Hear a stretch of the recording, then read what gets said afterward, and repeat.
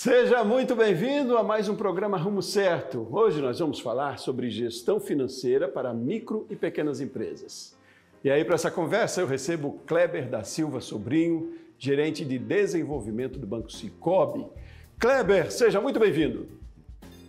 Obrigado, eu agradeço pelo convite, é um prazer enorme estar aqui com vocês. Kleber, me fale um pouquinho mais sobre a sua experiência profissional, sobre a sua formação também, e aí a gente avança na nossa conversa falando de gestão financeira. Vamos lá, eu sou graduado em administração de empresas, tenho um MBA em gestão empresarial, eu tenho 12 anos de mercado financeiro, tá? Vim de instituições tradicionais e hoje eu tenho 2 anos que eu estou dentro do cooperativismo, 2 anos de Sicoob no Centro BR. Você fica onde? Em Goiânia, é isso? Fico em Goiânia, na nossa sede, aqui, capital do estado, e onde tudo se iniciou. E aí você está numa carteira que é especificamente com PJs, com empresas, né, com pessoas jurídicas. Me fala como é que é esse relacionamento da instituição financeira com esses clientes, qual é o perfil dos clientes? Aqui da cooperativa, eu faço basicamente, eu cuido do gerenciamento do segmento pessoa jurídica, tá? Então, eu não tenho carteira exatamente, mas eu trabalho numa área que chama desenvolvimento de negócio e é basicamente isso que a gente faz, seja produtos e serviços ou seja crédito, né? Dentro da cooperativa a gente trabalha de forma segmentada, tanto na PF quanto na PJ. A gente tem 4 segmentos na pessoa física e 3 segmentos na pessoa jurídica. Então a gente atende aí desde pequenas empresas até grandes instituições. A Unicentro BR fica em Goiás, né? E qual é a abrangência também dessa cooperativa? Hoje a gente está em 5 entidades federativas, a gente está em Goiás, estamos no Tocantins, DF, São Paulo e Minas. Certo. Então, e voltando então, ou afunilando então para a nossa conversa sobre gestão financeira, qual é a demanda que você tem percebido mais das empresas quando a gente fala de gestão financeira, de tratar de finanças? Qual tem sido, não sei se posso citar isso como problema ou gargalo principal para os empreendedores? A gente vê que a maior parte das empresas do negócio no Brasil são micro e pequenas empresas, né? Ano passado nós tivemos um recorde de abertura de CNPJs, foram 3.900.000 CNPJs novos abertos, né? E 80% disso são MEIs, né? E um detalhe que pega no dia a dia é justamente, às vezes, o conhecimento do ramo de atividade, a questão financeira, o pessoal às vezes não se prepara tanto, às vezes está na informalidade ali e aí vai lá e abre o CNPJ e às vezes essa falta de preparação, digamos, às vezes leva a empresa ali a passar por dificuldades e tudo mais, né? Tem até um estudo que fala que em até 5 anos, 30% dessas MEIs são encerradas, né? Lógico que existe uma facilidade enorme de você abrir e encerrar uma MEI, se comparado com outros segmentos da pessoa jurídica, mas boa parte está relacionada também à preparação desse empreendedor, né? Você percebe ali, você como administrador e também especialista, né, com MBA em gestão empresarial, você percebe isso, falta um pouco mais de planejamento, talvez? Sim, exatamente. Depois eu elaborei uma listinha aqui com algumas dicas, mas eu já vou entrar em uma aqui para a gente exemplificar, né? Quando você vai para grandes corporações, tudo é muito bem estruturado. Mas quando você começa aí MEI, microempresas, pequenas empresas, existem alguns erros. Eu acho que o principal dele, por exemplo, né, é a separação de pessoa física e de pessoa jurídica. A gente vê muito esse erro e aí o pessoal não tem muito controle, mistura uma coisa com a outra e paga a conta da PF na PJ, da PJ na PF. Os contadores ficam loucos com isso e aí isso leva a uma desorganização, né? O que atrapalha bastante no desenvolver aí da empresa, né? E você sugere o quê? Isso não exige também grandes investimentos para fazer esse tipo de separação, né, Kleber? Às vezes anotações simples já resolvem. Qual é a orientação quando se depara com uma conta bastante complexa, eu digo meio atrapalhada nesse sentido, ou com um empreendedor perdido aí, quando junta conta pessoal com empresarial? É uma coisa bem simples. Eu acho que essa organização financeira ela tem que se iniciar quando se inicia o negócio, né? E aí, muitas vezes, o empreendedor ali já começa de maneira errada. Então, não é complexo. Hoje a gente tem muita informação, para quem tem um pouco mais de dificuldade, na internet a gente tem muita informação gratuita, YouTube, Google, e planilha simples. Eu vou dar um exemplo aqui, a minha mãe já foi empreendedora, já vendeu roupa aí na minha adolescência, e a minha mãe, na época, não tinha planilha e tal, não tinha computador assim, minha mãe fazia a contabilidade dela no caderno. Então, hoje você tem a facilidade do Excel, planilhas de Excel, é muito fácil você achar isso na internet. Então, não é difícil, né? O empreendedor ele só tem que se dedicar um pouco para fazer uma melhor estruturação para que o negócio dele venha prosperar e evoluir, né? Os bancos também fornecem ferramentas que ajudam, né, Kleber? Aí no Sicoob também tem algum tipo de trabalho assim? Com certeza. A gente tem soluções financeiras aqui no Sicoob no Centro BR, tanto para o recebimento quanto para pagamentos, tá? Então, na parte de recebimentos aí, a gente tem sistema completo para cobrança bancária, cartões de crédito, Pix, TED, tudo que envolve a parte de recebimentos e pagamentos, a gente fornece esse tipo de solução para os nossos cooperados. Já direciona na conta, você quer dizer? Quer dizer, se eu tenho um crédito para receber, eu até posso receber na minha conta física, mas é fácil transferir para a jurídica. É bom ter esse controle, né? Às vezes fatura do cartão de crédito também, a gente compra na rua e aí está acostumado a, de repente, pagar um restaurante ou um sorvete que seja, paga com o cartão da empresa. É bom direcionar já na hora que você faz ali o custo do seu dia, né? Exatamente. O ideal é que o empreendedor ele tenha a conta física dele e a conta jurídica, né? E que essas transações elas não se misturem. Ele pode sim fazer movimentações diversas aí entre PF, PJ e fornecedores, enfim, mas o ideal é que as entradas não se misturem, nem as entradas nem as saídas, né? A saída da PJ ali, ele vai ter ali o prolabore dele, vai ter as retiradas, enfim, que é de direito e ele trabalha e empreende para isso, obviamente, mas é importante não misturar, né?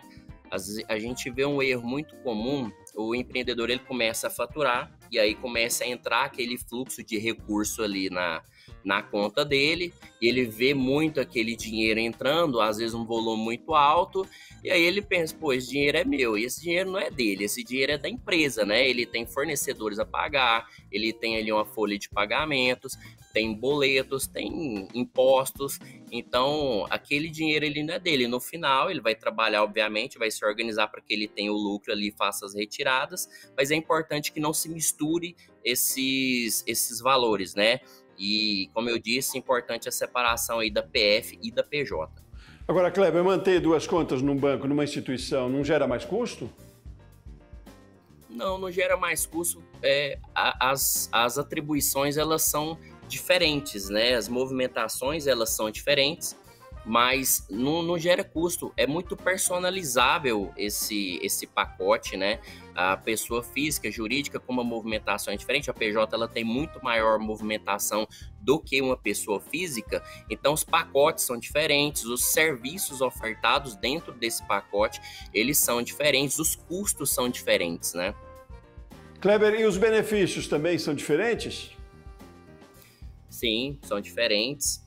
No mercado financeiro, de maneira geral, a gente é negociar tudo em cima de volume, né? Então, quando você compara movimentação de PF, PJ, além de PJ ter muito mais produtos a agregar ali, né? Tem um fluxo de caixa, por exemplo, a gente tem um alto volume de boletos, a cobrança bancária da cooperativa hoje, basicamente, ela é PJ. Então, o empreendedor, ele vai ter uma tarifa melhor do que uma pessoa física que quase não emite boleto. Então, os benefícios são diferentes. As sobras, né, que depois acho que a gente vai entrar um pouco mais no detalhe, mas as sobras, elas são proporcionais à movimentação desse cooperado aqui. O cooperado PF ele tem sobras também, mas pela PJ ter uma movimentação maior, as sobras refletidas para esse relacionamento vai ser maior do que de uma pessoa física. Uhum. Não, mas me fale um pouco mais das sobras. As sobras é um sistema específico do Sicoob aí, né? Instituições têm maneiras diferentes de retribuir, talvez, ou de trazer o cooperado para participação, né? Mas me conte um pouco mais das sobras, como é que funciona isso, esse benefício também. Eu acho que as sobras são um dos principais diferenciais de uma cooperativa para uma instituição tradicional. Então, os bancos, eles visam ali lucro. Esse lucro aí, ele volta para o acionista, né? Quem vai lá, compra a ação do banco e aí ele tem os proventos que ele recebe posteriormente. Na cooperativa, não, ela não visa fins lucrativos, então todo o resultado que é gerado, ele é distribuído ali para os cooperados, né? De maneira proporcional, como eu disse, né? De acordo com a movimentação, produtos e serviços utilizados, crédito utilizados. Então, hoje, a gente tem dentro da cooperativa 4 pilares de distribuição dos nossos resultados, das nossas sobras, que é o nosso resultado ali no final do exercício, né? Então, os aplicadores recebem uma parte disso, quem movimenta recebe outra parte, produtos e serviços, quando o cooperado tem algum produto e serviço tomado aqui com a gente, um seguro, um consórcio, às vezes fluxo de pagamentos, e aí ele recebe uma parte também, e o pessoal que toma crédito também recebe uma parte dessas sobras. Então, tudo que é gerado aqui é distribuído e volta para os nossos cooperados. Ótimo, é um estímulo e fideliza também, né, Kleber? Agora me fala, essa organização também, que é gestão, né? Ela facilita também na obtenção de crédito? Como é que funciona isso? Eu fico mais acessível aos sistemas que a gente tem de crédito, aí, no caso aqui falando do Sicoob, mas em todo o sistema financeiro? Com certeza.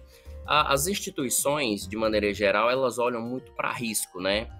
Então, é olhado todo o histórico de crédito, aí, de movimentação, tanto da PF quanto da PJ. Então, vou dar um exemplo bobo aqui que às vezes acontece muito, tá? Às vezes o empreendedor ali, por falta de organização, ele faz os pagamentos dele, que ele tem de boleto, fornecedor e tudo mais, mas ele faz com atraso, porque ele se desorganiza e às vezes perde o time, aí era para pagar hoje, ele paga amanhã, ok, ele tá em dias ali, mas ele tem um histórico de pagar em atraso ou atrasou pontualmente alguma coisa e tal.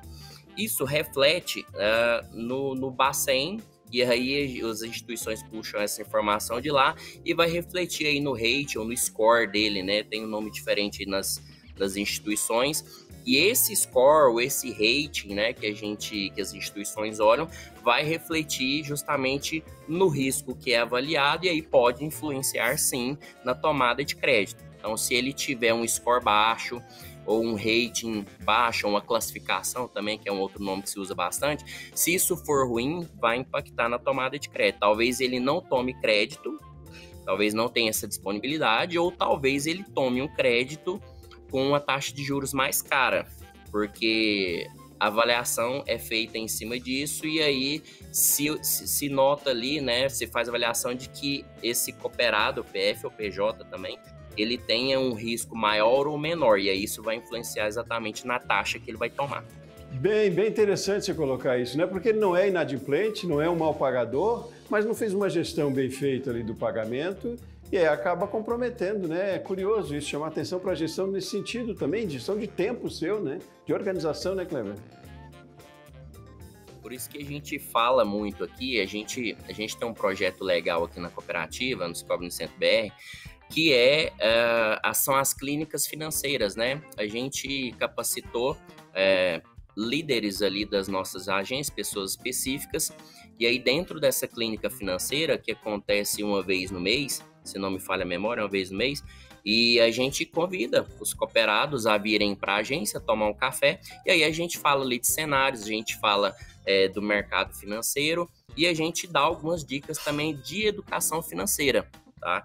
Então, é um trabalho que a gente faz e aí lá a gente mostra a importância dessa organização, que como a gente falou mais há pouco, às vezes com o Excel você organiza tudo, né? e o impacto que isso tem para ele aqui, e não só aqui, né? Os cooperados, eles têm conta aqui, têm conta em banco, enfim. Então, o impacto que tem na vida financeira. Ótimo. Kleber, vamos fazer um intervalo rapidinho, mas eu quero continuar nessa conversa e quero entrar também nessas dicas que você falou aí em termos de gestão financeira, tá bom? Vamos fazer um intervalo rapidinho, o Rumo Certo volta já já.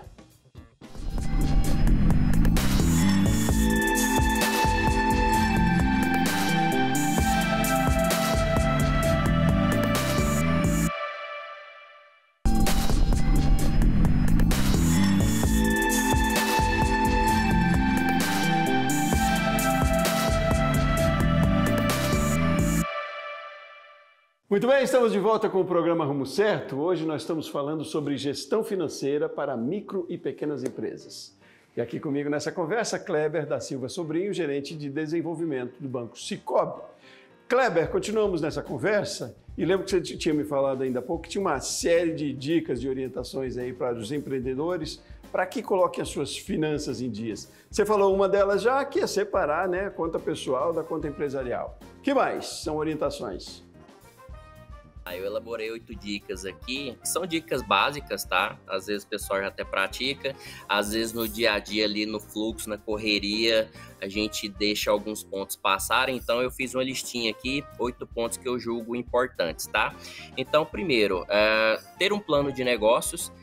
Quando você tem um plano de negócio, você deixa o seu negócio estruturado e aí você faz ali pesquisas de mercados e aí você prevê movimentos de mercado, você prevê ali incidentes, isso vai te dar um norte. Então, quando alguma coisa no negócio do empreendedor não sai da maneira que ele estava esperando, se ele tiver um plano de negócio bem desenhado, isso vai auxiliar, porque isso provavelmente já deve ter sido previsto lá. Então, isso é bem importante. E como eu disse, plano de negócio, às vezes o pessoal acha que é um pouco difícil, um pouco complexo, e não é bem simples até. E como eu disse, a gente tem muito material grátis, né, na internet. O Sebrae disponibiliza, por exemplo, mais de 100 cursos gratuitos aí. Então, o pessoal tem que ter um pouco de curiosidade de pesquisar, mas é bem importante esse ponto, tá? Interessante. Não, deixa eu até comentar sobre isso, acho interessante, porque minimiza um pouco os riscos, né, Kleber? A gente viu aí com a pandemia, se estivéssemos muitos empresários talvez mais preparados, tivesse passado com mais força por isso, né? Quer dizer, para outras situações adversas que certamente tem, a gente sempre tem pela frente, e empreender é risco, né? Mas que a gente tem um plano de negócio bem desenvolvido, bem estabelecido, a dificuldade existe, mas talvez o risco seja menor, né, Kleber? Exatamente. Dentro do plano de negócio, você faz ali uma previsão de gestão de crises, né? Num plano um pouco mais elaborado. Obviamente, não daria para a gente prever uma crise do Covid, como foi, e afetou muito aí as micro e pequenas empresas. Mas, com certeza, ele te dá um norte ali do que fazer no momento de crise, né? Numa situação dessa. E não só isso, muitas outras coisas, estratégia de mercado, às vezes como atuar numa situação em que entra um concorrente, numa situação em que o lucro, de repente, veio um pouco abaixo do esperado. Então, o plano de negócio, ele dá esse norte, ele que é o que tem que nortear aí a empresa, e que vai dar esse subsídio para esse negócio evoluir e prosperar. E por outro lado, se ele estiver também bem calçado, ele pode até se beneficiar de uma crise, né? Porque no momento, por exemplo, de inflação e taxa alta com taxas de juros, se ele tiver um capital, ele pode investir e aí, em vez de ter que pedir emprestado numa época de taxa de juros altas, ele vai lucrar com isso, né? Também acontece esse reverso aí, né? Com certeza. Eu vou pedir licença aqui para mencionar uma situação de hoje, um ex-cliente meu que virou cooperado, eu vim pro Sicoob e trouxe a conta dele. O que aconteceu?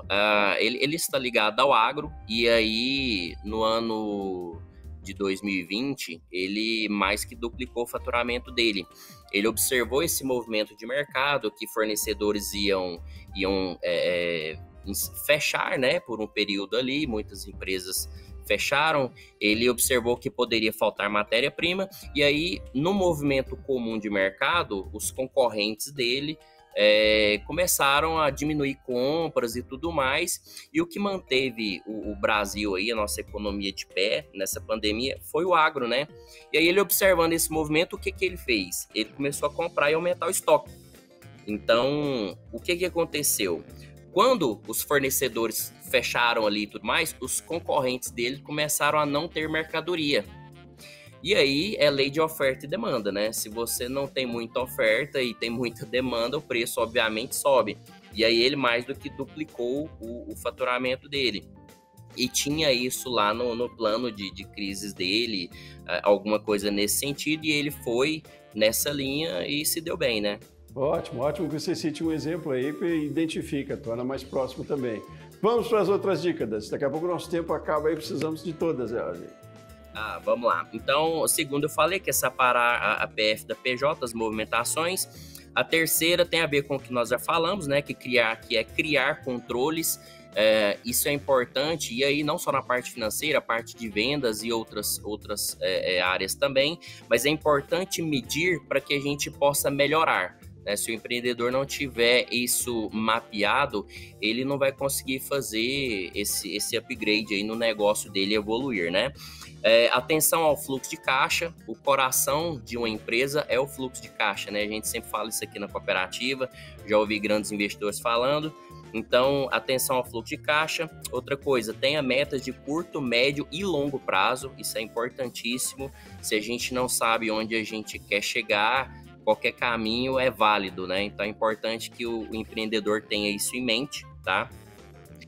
Outra dica importante, não gaste todo o lucro, né? Tem muitos empreendedores, alguns gastam o fluxo de caixa, que vai entrando ali, ele acha que o dinheiro é dele, que foi aquilo que eu comentei, e outros têm essa consciência um pouco mais clara, mas ele pega todo o lucro que ele teve ali e gasta esse lucro, toma como salário, e a gente não pode fazer isso, não é indicado, porque ele precisa reinvestir uma parte disso, separar de repente uma parte para reserva, para imprevisto, como esse que a gente mencionou, para que o negócio possa evoluir, né? E uma pequena parte ali para ele de retiradas, né? Sétima dica, gestão financeira desde o dia zero, né? Ele começou o negócio, ele já tem que começar a contabilizar todos os custos que ele teve e receitas e tudo mais. Então, ele não pode, muitos empreendedores pensam assim, eu vou evoluir com o meu negócio, quando eu tiver um pouco maior, aí eu começo a profissionalizar mais, começo a fazer os controles que eu tenho que fazer e tudo mais. Essa é uma visão errada, ele tem que começar desde o começo, porque é justamente isso que vai dar subsídio para que ele possa crescer e evoluir no negócio dele, tá? E a última dica que eu deixo aqui em caso de necessidade de crédito, pesquise e escolha linhas adequadas, tá? Então, eu vou dar um exemplo aqui. No mercado existem diversas linhas e cada linha tem a sua especificidade para que ela serve, né? Ela é adequada para algum momento ali. Então, hoje, para dar um exemplo, aqui na cooperativa a gente tem mais de 30 linhas só para pessoa jurídica. Aí temos agro, tem PF, tem consignado.